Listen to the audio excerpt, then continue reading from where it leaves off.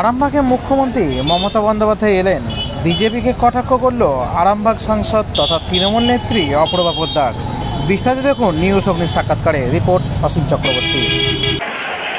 এই নিয়ে প্রথমবার আরামবাগে আসছেন, একাধিকবার আসছেন, এবং শুধু আরামবাগে নয়, আমার বাংলার মুখ্যমন্ত্রী, আমার জননী, আমার মা বাংলার মুখ্যমন্ত্রী মমতা বন্দ্যোপাধ্যায় পাহাড় থেকে নিয়ে জঙ্গলমহল অব্দি তিনি বিভিন্ন অঞ্চলে গিয়ে, গ্রামে গিয়ে, জেলায় গিয়ে কিন্তু মিটিংগুলো করেন।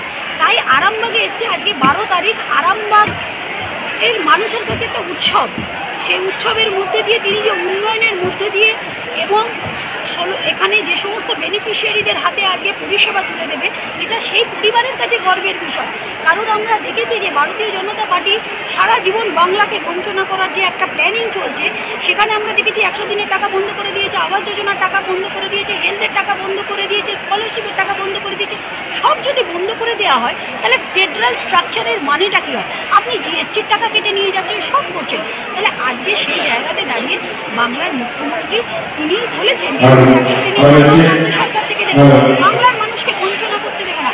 এই ভারতীয় জনতা পার্টি এরা অ্যান্টি বিজেপি, অ্যান্টি বাঙালি, বাংলার মানুষ। এবং আপনারা দেখেছেন যে এর আগে ভারতীয় জনতা পার্টি আপনার রবীন্দ্র করেছে, আমাদের বিবেকানন্দের মূর্তি ভেঙেছে। তাই এরা বাংলার মানুষের সংস্কৃতি নিয়ে মহল নয়। আপনারা দেখেছেন রাজা রামমোহন রায়ের এই পবিত্র সাব ডিভিশনে আমরা রেলমন্ত্রী থাকাকালীন সেই সময় তারকেশ্বর টু বিষ্ণুপুরের যে রেল লাইন করেছিলেন ভায়া, তিনি রাধানগর করেছিলেন। রাধানগরটা কি? রাধানগর হচ্ছে রাজা রামমোহন রায়ের জন্মস্থান। সেইখানে তিনি প্রথম রেল যাত্রী ছিলেন এই ভারতবর্ষে। 1914 সালে যখন ব্রিটিশ সরকার ছিল, সেই সময় ব্রিটিশ সরকার সার্ভে করেছিল এবং মমতা ব্যানার্জি রেলমন্ত্রী হওয়ার পরও কিন্তু এই সার্ভে চলছিল। কিন্তু ভারতীয় জনতা পার্টি এসে এই সার্ভে বন্ধ করে দেয়। তারা চায়নি যে রাজা রামমোহন রায়ের জন্মস্থান থেকে আমাদের তারকেশ্বর বিষ্ণুপুরের সাথে রেল লাইনের সাথে যুক্ত হোক। কারণ এরা বাঙালিকে ভালোবাসে না, এরা বাংলার মানুষকে ভালোবাসে না। এরা যদি ভালোবাসতে তাহলে আজকে বাংলার মানুষের জন্য একটা ভালো কাজ করেছে সেটা তারা জানা। এরা সারা জীবন মিথ্যা কথা বলে, গরিব মানুষের টাকা আটকে দেয়, আবাস যোজনার টাকা আটকে দেয়।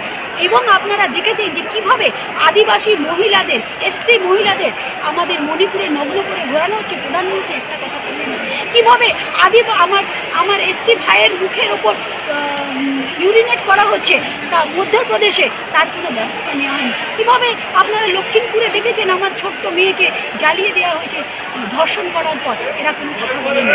এইটাই হচ্ছে ভারতীয় জনতা পার্টির একটা। দিদি, একটা ছোট লাস্ট প্রশ্ন বলছি যে সামনে তো লোকসভা ভোট আসছে, বিরোধীরা বলছে যে আমরা এটাকে দখল করব। কী বলছে বিশেষ করে বিজেপি? দেখুন, বিরোধী যে এই কথা বলবে, বিরোধী তো উন্নয়ন করতে জানে না, বিরোধী দখল করতে জানে, চোখ রাঙিয়ে দখল করতে জানে।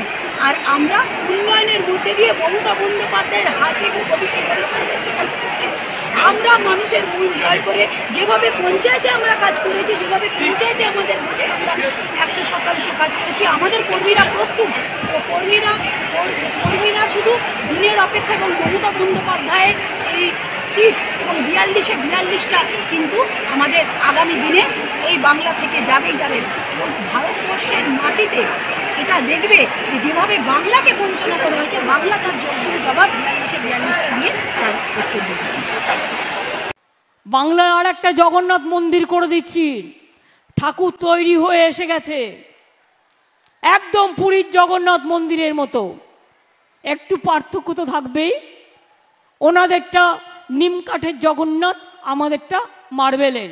ঠাকুর তৈরি হয়ে এসে গেছে একদম পুরীর মন্দিরের উচ্চতায়, আরও বেশি জায়গা নিয়ে।